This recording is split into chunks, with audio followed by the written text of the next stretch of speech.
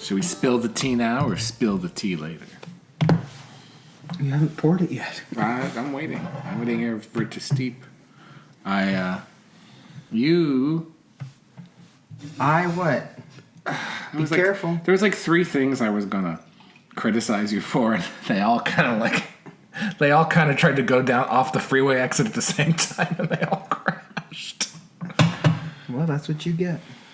Oh, well, I don't know if our Fort Lauderdale listeners are with us. They're still underwater. But to everybody else, we're back. Body right, punani tight. You're not... That's it's from a song? That's not going to be your catchphrase. Well, it's better than yours. What is my catchphrase? You have a variety of them. What'd you call me? Your first catchphrase, which you stole from another woman, is, eat a bag of raw fuck, bitch. Yeah. And that would be what would be your Real Housewives tagline? I already told you this. What would it be? It's not that I have... Wait, sorry. I almost fucked Body it up. right, put on your tie. I almost fucked it up. It's not that I don't give a fuck. It's that I have no fucks to give. Oh. I like, what was the Jennifer Coolidge one? She said, you better be nice to me or else I will beat the shit out of you or something. You bitches better be nice to me, something like that. I think that's an honest one. Well, so is mine, and mine's kind of clever, so eat a bag of raw fuck, bitch. Well, anybody listening, send us your potential Real Housewives catchphrase. And yours would be? I don't know. I like the Jennifer Coolidge one. I don't know what else. Like, I don't have a little bon mot that can sum me up. I would just come in throwing elbows, like a white guy I'm a in a stupid street ginger fight. bitch. I don't know. Like a white guy in a street fight. I just start throwing elbows, and they'd be like, "Oh, nice to meet you," and you just clock the first one you see.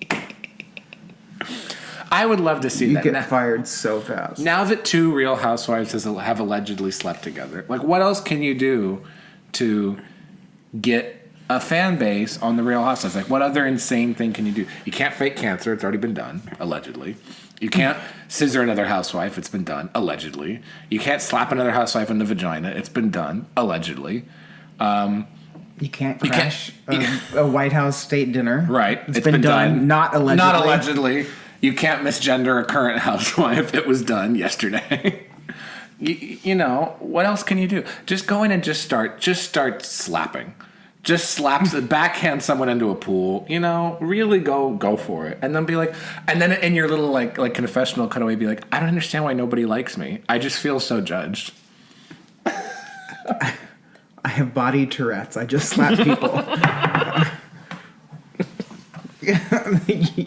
That hot tea is going to come out of your nose. I had a whole mouthful of mint tea and it almost just sprayed over the equipment like a Newport baptism.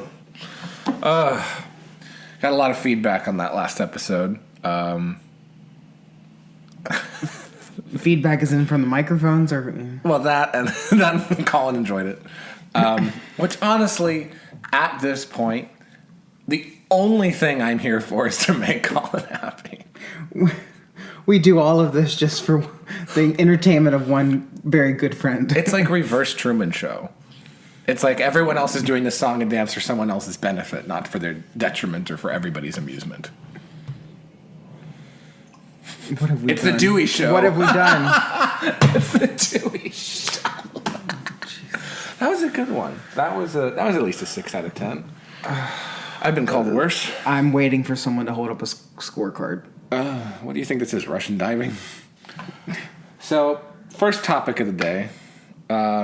Grey Gardens. I was going to say, we got our first block on Twitter. We did. Actually, I think that's more of a marquee subject. We'll get back to Grey Gardens later. So, those of you who, I don't know if you know yet, Thought Criminal Podcast has a Twitter account. Official Twitter account. Yes. Most of the episodes, when they're live, get sent from that account, and that's kind of like the homepage for everything. But occasionally, one of our esteemed social media interns will put out a tweet on behalf of the account. And there was one, yesterday, 2 days ago? Yesterday. About the esteemed songstress Lizzo?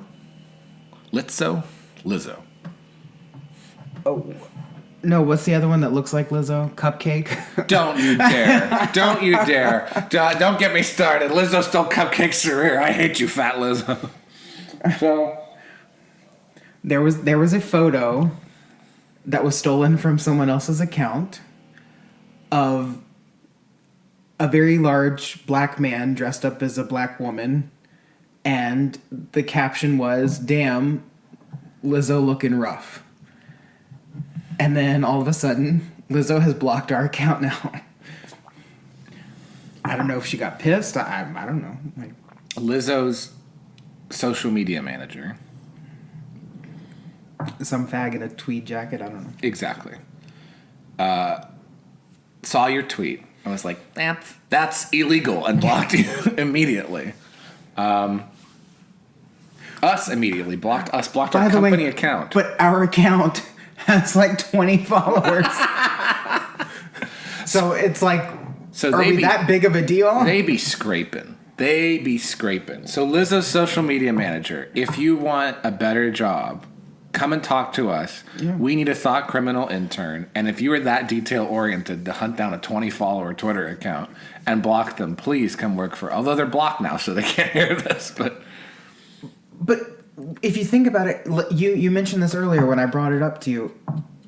How many tweets, how many mentions a day does Lizzo get, do you think? And like 15 to 20,000. There has to be something in that volume. But that's the one you're going to like do something about? I don't understand. I mean, not even like a fuck you, just a block. Oh, Well, we continue we'll never have Lizzo on the podcast. We continue to lose friends and be under the influence of people. I was going to get to my unhinged Grey Gardens rant this morning. And a couple things. One, you straights, click off now. But no, one, Grey Gardens, which I've actually never seen completely end to end, and I need to. Why have you never told me this? Because I wanted to save it for the podcast so that if you try to kill me, it'll at least be recorded. That is sacrilege. I've seen portions of it. I've seen segments of it. I've seen criticisms of it. I have not seen it just standing end to end. And I would love to watch it end to end, but Kyle will fall asleep. Yeah, it's like 2 hours, I think. 2 hours of watching two mentally ill women. He does that every day. I do that. It's called watching Real Housewives. Honestly, Grey Gardens was the original Real Housewives. If your eardrums are still functioning after that. Our one listener is now deaf. Grey Gardens is the original Real Housewives. Well, yeah. Well, there had been nothing comparing, like no other documentary format thing like that of high society women in a completely, the Bouviers, the Bustiers, whatever they're called. Society women. Well, society women. There'd never been a unvarnished Socialites. Wannabe socialites. I don't know. debutante. I don't know how to describe them, really. I don't know. Us. Outcasts. They were not outcasts. Jackie come and visit us twice a month. I love that there's a Grey Gardens version with Jessica Lange and Drew Barrymore, which It wasn't bad. I watched it. when I first moved to LA to go to school, it was on every bus stop and billboard because we had to take the bus. No one had a car. It was on every bus stop and billboard. You took public transportation? I know, that's why I don't take it anymore. It was bad. It was that bad. The blue bus in Santa Monica. The Santa Monica Bang bus was horrible. Oh my God. It was horrible. It took 2 hours to get to the stop. So there was so much promo done at that time. And at that time, I had no idea what Grey Gardens was or why Jessica Lange was wearing a hat. Or why Drew Barrymore was in like a headscarf with an American flag. And I'm like, I don't know what the fuck this is, but I feel like I just have to watch it because I'm being like assaulted with promo for this. What year was thing. that? It had to be like 08 or 09. Really? Yeah. Is it that old? Okay. It was a while ago. And I think they got awards for it. I don't know, but it was only released It had to have been. Let me see. It had to have been earlier, later than that, because it was only released for streaming. Like, I was honestly surprised that two actresses of 2009. Two actresses of their caliber would, be part of something that was only released in streaming. April 18th, 2009. But it was on HBO, which was at the time still a premium cable service. As of this past week, HBO no longer exists. It's been swallowed into Max. You know what? That's another point that we can make. But anyway, finish your Grey Gardens. I'll bring up the subject later. Well, that was the thing, is that there was, and I remember seeing the promo for it, and I've also seen clips of it where it's like, I love that, like, Drew Barrymore playing Little Edie, assaulting basically Jackie Kennedy and being like, Jack loved me fast, I should have been the one in the White House. It's kind of amazing. Well, some people called it like a quote-unquote remake of Grey Gardens. It definitely wasn't. You can't remake that, but because it was a documentary. But it was definitely a dramatization of the backstory of it and gave you some more clarity. How close to actual real events that really was. It showed like Little Edie when she was young and living in New York and Two for Tea and all that. Right. But I guess my point is there's a lot of, like you alluded to, a lot of that drama and a lot of the hatred and, the family dynamics that we're assuming was true that we don't know for sure. So it made good story, but again, we don't know how historically accurate that is. Well, when it came out, Lee Radziwill was still alive, so you had somebody who could have potentially refuted it. She was there with her collarbones. Although now that she's dead, But was she that close to the whole I think so. That's her sister. You've seen the Hilton. You've seen the Richard sisters. Well, stole my goddamn house. Well, there is that new series coming out, because we love Feud, which is Betty Davis and Joan Crawford. And again, we are Feud. We are. I'm definitely Betty Davis. And Joan Crawford. You're I'm PepsiCo. What the fuck am I? You're Rosalind Russell. Oh, God. You know what? That's a compliment. That is a compliment. She was incredible. I'll take it. But Feud season 1 was that. Feud season 2 was supposed to be Charles and Diana.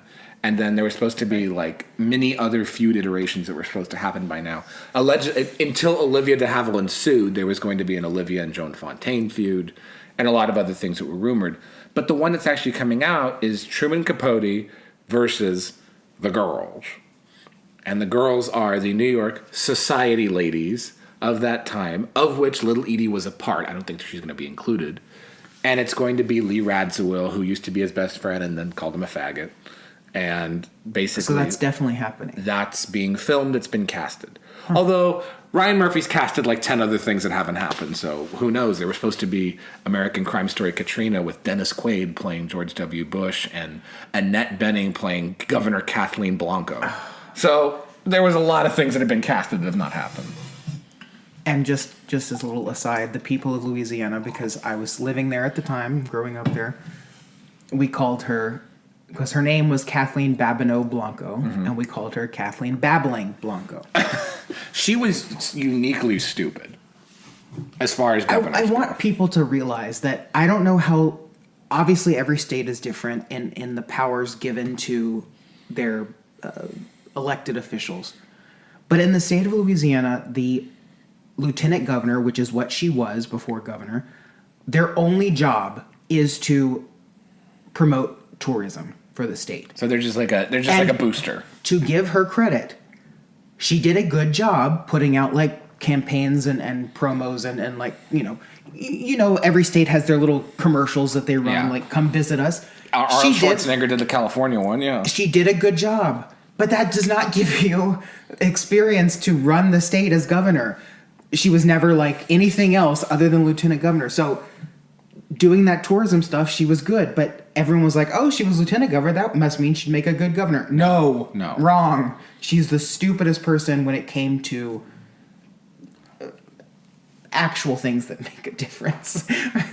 It doesn't make any sense why the concept of a lieutenant governor exists in a lot of states, because being governor is not like being president, no matter how much people will try to convince you.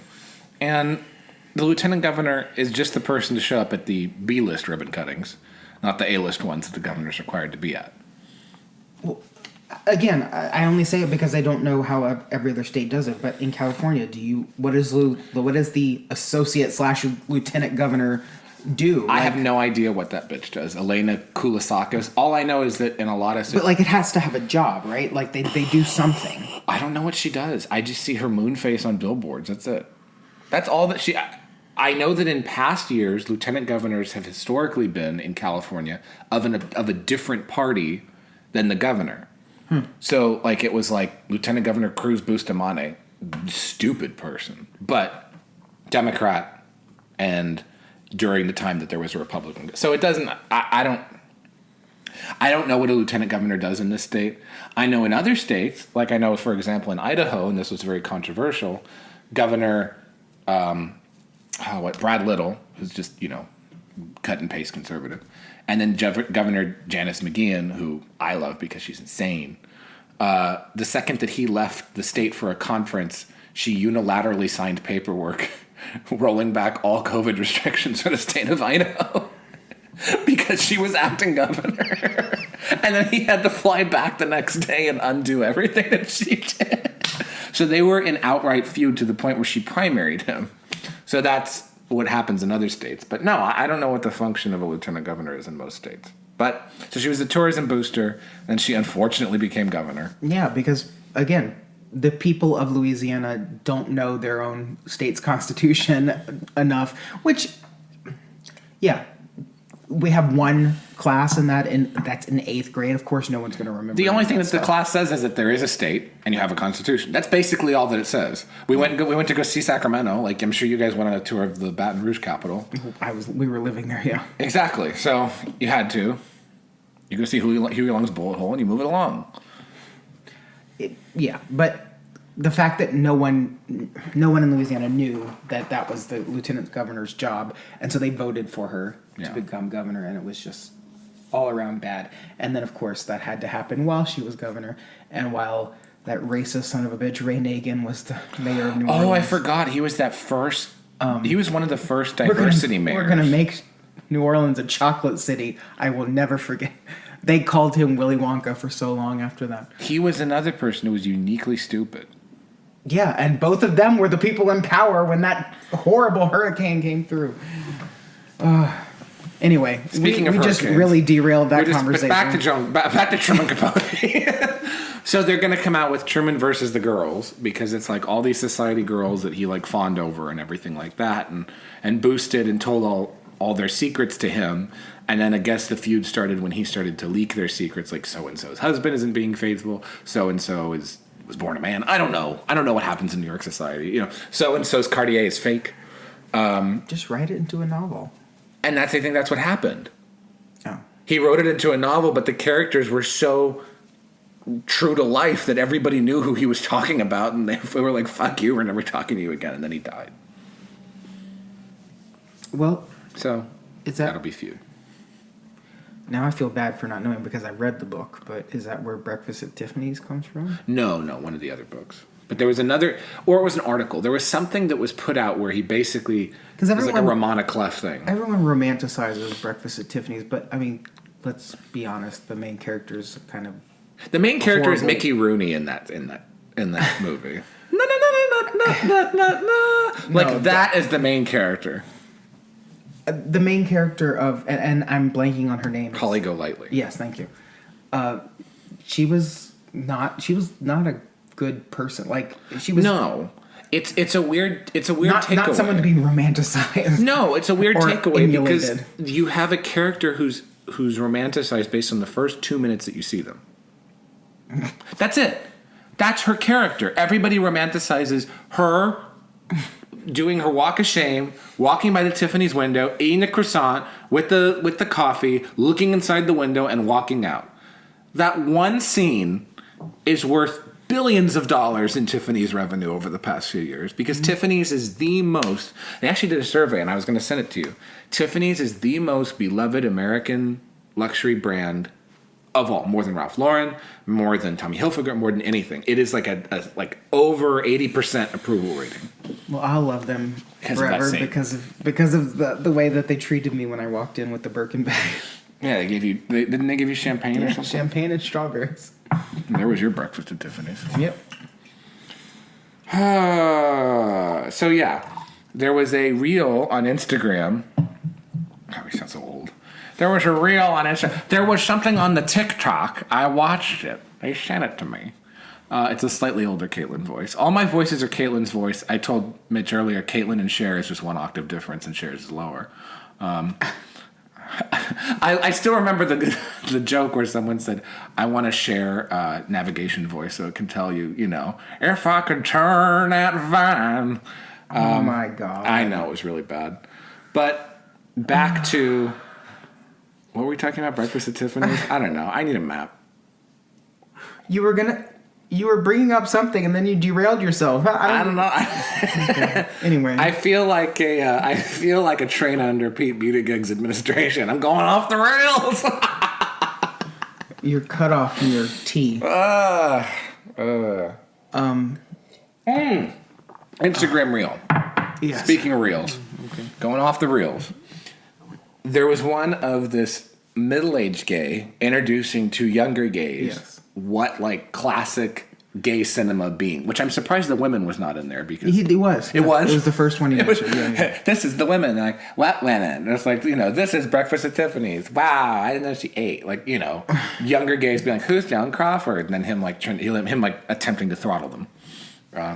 And almost every movie that man listed Is one that that you have never seen. I didn't want to see Valley of the Dolls. The only reason that you have seen one of the movies on that list is because I made you.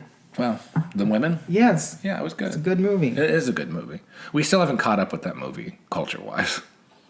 We're still behind. Yeah. There would be no Real Housewives without the women. It really is. For anyone who hasn't seen it, it's a really good movie. It's fascinating.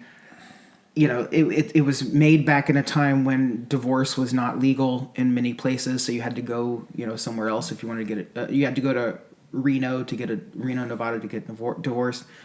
But secondly, it is a movie that was made, a black and white movie that was made, I believe, in the 40s. Not a single male character in the entire movie. Every single person on that screen, Fish, from beginning a woman. to end, are women. It's for the 40s. That's a big fucking deal. Like, Yeah. And I don't know and how was that- written by a woman, Claire Booth Luce, who was a conservative. oh yes. Yeah. How about that? But some of the most amazing lines come from that movie. That Well, it's quick. If you miss one line, you have you're to gonna be have to boom, boom, you're gonna boom. have to watch it like 3 or 4 times to catch everything. Right. I've only watched it 3 times and I probably still haven't caught everything. We should put it on again. Where can't we? Is it on Max? No. Is it on HBO Max? No, Is it on Hulu? I don't think You have it's to buy it. I think you have to buy it. Well, who's getting royalties from it still? Who cares? Rosalind Russell's estate. No, but really quickly, circling back to something you brought up earlier with the HBO thing. So last year, Hulu put out a show called Candy, starring Jessica Biel, Yes.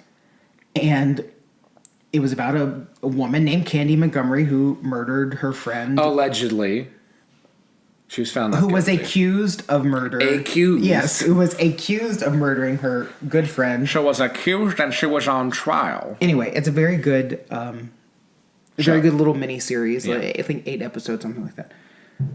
But I'm sitting there on my computer yesterday, and I opened up a YouTube video for work, and one of the ads at the beginning started sounding just like Candy, and for like they what? mentioned some of the same characters, and It's I'm called like, Love and what? it's called Love and Death, and Yeah. I went, what? Why are they doing this? And so, sure enough, I made you watch the whole trailer with me. It's the exact same fucking story. It's the exact same fucking movie show.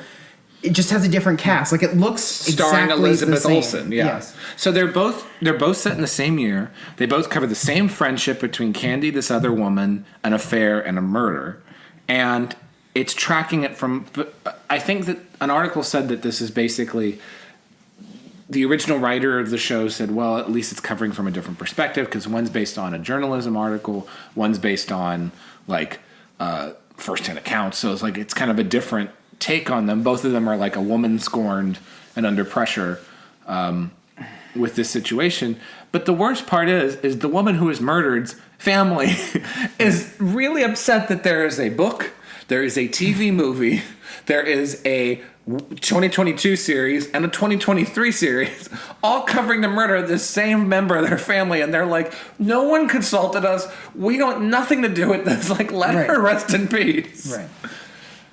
And the woman's still alive, by the way, who was the Candy is still alive. yes, well, yeah, because it happened in the 80s, and she was probably let's in get her on the early podcast 30s.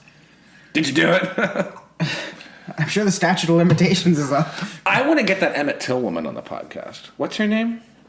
What? The woman who accused Emmett Till is still alive. And remember that like Black Power movement tried to hunt her down in a rest home, and they found her, and she's just like old, and she was like, I don't know what the fuck happened. Like, my husband was an asshole. He deserved it. I don't know what she said, but I want her on the show. One last interview, because I know she's in like Harper Lee style seclusion, but I want the Emmett Till woman. Well, good luck. Show. Well, you. I want her and Caitlyn Jenner. They're the same age. We have probably the better chance of getting Caitlyn Jenner, quite honestly. I don't know why that boy was making passes at me inside the pick and shave, but you know. But I'm floored that they're making basically the same show. Like, What's like the Fire Festival thing was like 3 different shows. Because these services see that another service is doing well, like with the Jeffrey Dahmer show, and then some other show is like behind Jeffrey Dahmer. So they're like, they see that people are looking for this thing, and something else comes up in search results, and like, oh, what's that? Everything is based on these streaming services now, which is what people search for. I know, So they don't have to advertise anymore. It just goes to prove we have there's no more creativity. No, culture is stuck. That's a Paul Scalise thing. I understand right now these real life murder, true crime stories are all the rage. People listen to podcasts dedicated to it, all that Women. stuff. Okay, but No, it's true. It's women. Single women, yeah. And Mary, I mean, they showed that there's a channel called Investigative Discovery, which I think used to be Court TV or one of those like minor channels. They found that like the majority of their viewer base was women between like 32 to 63 are the people who watch those shows about like, Lorena Bobbitt or whatever. Like, oh, I murdered my husband, I got away with it. That kind of crap. I personally, like, okay, it's okay to listen to like one or something like that. I can't do more than one of any of that true crime shit because it's just at a certain point you're just like, well, I'm just gonna sit at home with the blinds closed. Like this is fucking terrifying. I don't want to know how fucked up people are. If you know how fucked up I am, and I can't sit there and watch true crime stuff like on aloof, I just want to watch rich people throw martini glasses at each other. Lisa Rinna is enough true crime for me. Don't ever go near my husband. You're the biggest bully in Hollywood, and everyone knows it. I love Kathy Hilton. Why? She's incredible. She voted for Trump. She doesn't give a fuck. She was friends with him and Michael Jackson. She went to high school with Michael Jackson. Well, I was in the same room with her. You were. She was hawking an Hermes Santa for the children's hospital. Oh, that's right. You went to that on the Paris in Love thing, yes. and it was like a Christmas in July. She was standing on the stage of the Abbey, auctioning off an Hermes Santa. I'm sorry, that's iconic. You want to talk about Elizabeth Taylor being wheeled out of the Abbey? That is on that level of iconic. And I have pictures of it. And you were there, and you took a picture with none other than Kim Richards. Who was drunk as a skunk, You allegedly. can't say that. She was just very tired. Allegedly. She was very tired. Like you are with my bullshit. I'll leave it at that. I don't want to disparage anyone. I want to bring up that Dylan Mulvaney nonsense. One more Again? time. Well, I don't I care know, about. I don't no. care about that tranny, fake tranny, Franny. I'm a little bit perturbed with the fact that this has become like a classic conservative response to these kind of situations. Corporation A, who hates conservatives, doesn't give a fuck. Like, will take their money and tell them to fuck themselves. Like Anheuser-Busch, like any other company that put out a press release the second after Biden's election was, quote, certified and said, we certify the election and we oppose any efforts to oppose the election. Like, any corporation that did that. When I saw that, like a hardware store did that, I was like, okay, the fix is in. Like, Gillette is putting out a statement. So, okay, these companies hate you. They hate who you voted for. They want to be on the right side. They're basically run by HR departments at this point. Okay, that all well and done. This has become a conservative pattern now to express outrage when this happens, boycott the company, and then start an alternate service to this company that fizzles out within a few weeks. And they've done it with Jeremy Boring's a big offender with this, with Daily Wire, with Jeremy's razors because, I don't know, Gillette said something woke, or Jeremy's chocolate because Hershey said something woke, and now it's some Seth Weathers' beer because Bud Light is woke. And they sell something at an extraordinary premium for what the original product charges. So these beers are like $35 for a six-pack, which is fucking stupid. If you spend $35 for a six-pack of beer that someone brewed up in their backyard, you get what's coming to you. And anal leakage. You get your Alestra beer. We'll talk about you poisoning with me ice cream a little bit later. I had to drop that in there. I forgot to mention. So this is the same thing of like conservative outrage, everything like this. The corporation is never materially harmed in any possible way.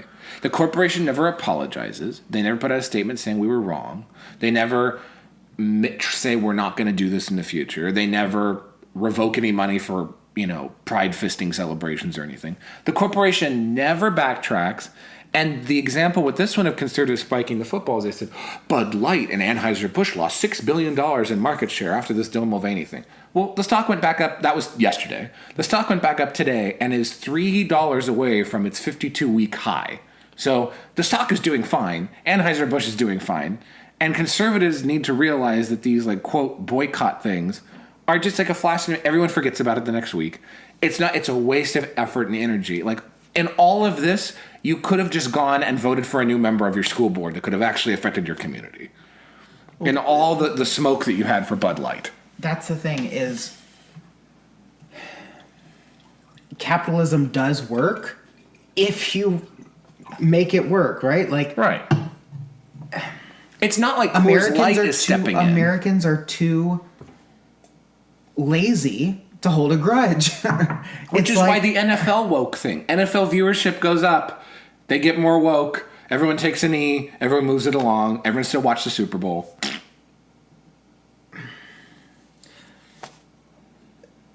The thing, and the thing is, my father is one of those people who will just get very angry and say, that Hollywood celebrity said something I don't like, and I'm not going to ever watch a movie by him again. Well, you're one person. Yeah. Number one. Number two, they don't give a fuck. Number three, Americans will always spend their money on entertainment. That is number one, and it always has been. Right. Like even since like the 50s, like entertainment is what we budget for. Yes. We're the only country that does that, by the way. Right. France, Italy, all those other, they prioritize other things over entertainment. Smoking. We will always pay a premium for entertainment. So they can say anything and do anything they want, and we will still go watch their movies. Right. And we will still consume products that we still disagree with. Well, entertainment-related product. It's not like Swiffer went out and said something about trans, shooters or something like that. It's entertainment plus the products related to entertainment. So entertainment being the NFL and Buffalo Wild Wings, NFL and Bud Light beer, and all these sort of entertainment-related categories. Disney is not affected by Daily Wire starting a children's cartoon. But the people in France, they don't give up so easily. If this had happened in France, they would, if they would have burnt down the Anheuser-Busch distillery and wherever it is, Van Nuys. And I hate to sound like I'm praising the French because I don't necessarily like them, but they have that mindset they will get what they want. Americans are too lazy to hold a grudge. For being a lazy people, the French have a different way of expressing their outrage than we do. You know, with all, and they go on strike for everything, right? And they wait and they do not give up until they get what they want. Exactly. Now with Bud Light, here's the thing.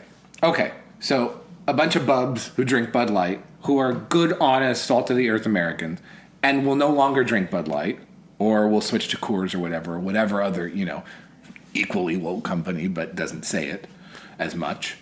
That may affect the bottom line to a small extent, and then 10 other virtue signaling faggots, and their enablers are going to go out to a bar and be like, I don't have a Bud Light. And they're going to take one sip and throw it away because Bud Light's disgusting. It always has been. Bud Light is the worst of the light beers. Even Miller Lite is better than Bud Light. My piss in the Soda Stream is better than Bud Light. But they're going to be like, I'm going to have a Bud Light this weekend, and Bud Light's going to do fine. Pride Month is 1 month away. Bud Light's going to sponsor some, fisting party in some major city, and everyone's going to forget about it. It's just going to move along. And I think that it might affect one week's of distributor orders, and that's it. And by the way, just so we all know and we're all clear, I hate it when I see people post, go woke, go broke, because that has not ever happened to anyone, as we are discussing here. But Black Rifle Coffee did not force Starbucks into bankruptcy at all. And as we've seen with some of these fake anti-woke companies like Black Rifle Coffee, in the end, they end up pissing on the people who got them where they were after the whole Kyle Rittenhouse thing. So these companies are not your friends. They're just deciding to chase after your dollar for a service or a thing that you're already buying. Now, if the actual money that was taken that people have been putting into Bud Light was channeled towards a real local brewery, which, by the way, Golden Road in LA is owned by Anheuser-Busch, so not local.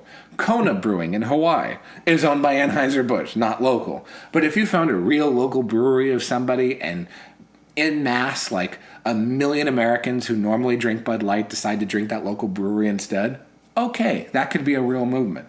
But the outrage is so disorganized that there's never anything like that. Instead, you're spending $35 on a six-pack of something that someone came up in their garage. And no one wins in these situations. It's not like you need to drink, I think, according to your political affiliation. That, I think, historically has been, in America, something that people have pretty much approached in a non-political way. But Anheuser-Busch knew what they were doing. This wasn't a mistake. They knew that they were going to get some outrage over it. And it's outrage from people who they hate anyway. They hate you. They hate you, and they don't even want your money anymore. You have no power over them at all. They exist solely as this entity by themselves. The only way that corporations anymore of a certain size are affected in America is if they don't manage their balance sheets enough and they have to be bought up by private equity. That's the only force that can take down a corporation. If you are a conservative and you want to make a difference, start a private equity firm with 100 of your friends and take down a major corporation, like Mitt Romney did with Bain Capital. That's how you're going to affect a corporation. This is not doing anything. Start your own private equity firm. Well, I don't understand why, people like, if Dylan Mulvaney had any integrity at all, he would see, and yes, I'm saying he would see that video of the CEO, was it, of Anheuser-Busch? The VP of marketing. Yes, thank you. Of that horse-faced woman. Yes. Fat broads and horse-faced lesbians. Would see that video of her saying, the only reason we did this was because we wanted to make more money, and target a younger demographic. It wasn't because they really cared about, trans rights or anything like that. Fuck. Well, no, but she said the quiet part out loud. She said, she basically said, she didn't say, she said we wanted more money and we wanted to approach this other demographic. So how can we do that? Oh, we can pretend to feign, we pretend to feign, that's redundant. We can feign care about trans rights or something like that, and that'll get their attention. Right. So if Dylan Mulvaney had an ounce of integrity, he'd be like, oh, well, if you don't really care about trans rights, then I don't want to be a face of your product anymore. Right. And it's something where, okay, this past weekend, I went to a country bar in State Line, Idaho. You want to talk about real America? It's, boots only on the way in. I saw one person. Now, I've been to this place twice, and they do line dancing on Fridays. I did not participate because I'm not good. But 2 left feet. No, it's true. 2 right feet. But the first time I went, there was about equal amounts of Coors and Bud Light I saw being consumed, because you can get buckets of beer and carry them around for your table or whatever. And you see the different bottles and everything like this. This time, I only saw one person out of like 100 people I observed drink a Bud Light. And we all drank Coors. Everybody else drank Coors because, who gives a fuck about this woke corporation supporting a train? Like, we are in one way or another actually boycotting for the 1 or 2 beers we had that night. But, okay, you might affect Bud Light. No one is saying to boycott the other 38 brands that Anheuser-Busch has that they sell to you, or that they own, or that they operate, or everything like this. Golden Road is going to do fine because nobody knows that they own Golden Road or these other beer brands. And great, you've just increased Coors Light sales for this quarter. Who is, Miller Coors is still has put the same brown and black pride flag out the past 3 pride years. So it's the same shit. They just happen to choose better influencers so that you're not necessarily aware of that. That's marketing that's done in that community, but not necessarily to you. So, I don't know. I'm trying to think of a non-woke alcohol brand, but I think that they're all pretty paused. Because they're all either owned by a major corporation or, they've had to do whatever overtures because their big thing is events. And unfortunately, this is another thing, and I don't know if we really have time to get into this. Okay, conservatives want to boycott this and everything like this, which I'm not disagreeing with your sentiment. I think that you should vote with your feet, vote with your conscience, be mindful of your purchases, whatever you buy. And especially if they include seed oils like that EPG shit and the ice cream you gave me yesterday that's supposed to cause loose stools. So, be mindful of your purchases. But, getting back to the larger thing, gays have more disposable income than conservatives do. And that's an unfortunate fact that people need to be aware of. According to major corporations, by the way, they know that as far as minority demographics go, gays and etc. have a higher average income and higher average entertainment budget and higher average disposable income because they don't have 5 fucking kids to spend on purchasing items like beers and vodkas and entertainment and trips, which is why Disney's thrilled with the gay days and everything like that. Like, corporations targeting gays is solely a money strategy because gays and guilty liberals, to them, are more valuable than a conservative dollar. So, which is why you will see, let's see, what's the date today? April 13th. We are a month and a half away from Pride Month marketing threatening to overwhelm us all. All of your favorite corporations, every company you've ever bought something from, anything that sends you an email newsletter is going to just pummel you with everything and anything Pride-related, Dylan Mulvaney, all this shit, this entire summer long, because they know that the gays are going to go out and spend money on stupid shit. I know a brand that we can get behind. Happy Dad. Yeah. Yes. I was going to say something else too. Oh. 818. My friend Kendall Jenner's 818 Tequila doesn't give a fuck about the trend. No. Did you see the clip on Sophia's Instagram where she said, we used to have, this is just a lighter Caitlin voice. We used to have a whole section of 818 bottles here, but Caitlin and I have just been consuming all of them. Thank you, Kylie, Kendall Jenner. And it's not bad. We have it is. I have to say it was pretty good. It went up against the Costco tequila, and it was about par, but if I was out, you can't order Costco tequila in a bar. I don't think that's a legal bar that can sell Kirkland tequila. I think you have to sell it out of your garage. But if I was at a bar, an 818, I'd rather do that than Casamigos with that faggot George Clooney on the label. Or 818 over Patron, because there's really no there's really Patron's not that double much of the a price. Right. What I was going to say is there's really not that much difference. No. But it's double the price. Patron's a ripoff. As far as if you're gonna, the only place I would get Patron is if you're at a place where it's already in the cocktail and the cocktail's the same price as other ones like Javier's, where you stole my seat. That's the only. No one place else is going to get these references. We need more Real Housewives fans to follow us. Good luck. Well, they're all sitting at home drinking Bud Light. But to clear up something, because you referenced it, yes, I bought you some ice cream yesterday, and you specifically wanted... All I asked for was chocolate mint ice cream. You wanted mint chocolate chip, and I looked, and I looked, and I looked, and you could have just gotten anything else. There was no mint chocolate chip except for this one brand that I'd never heard of. Swedish ice cream. Swedish. I never heard of it. I was like, okay, well, this was is the called only one. like ice cream or something like some IKEA bullshit that you got me. And it has, ESG? It has... I didn't look at the label. I just saw mint chocolate chip. That's the only one they have. But That's when what it you said, asked for, and I the whole it. container has 100 calories, it didn't give you any pause. Like, what other filler shit? So I look on the site, it has ESG or this new...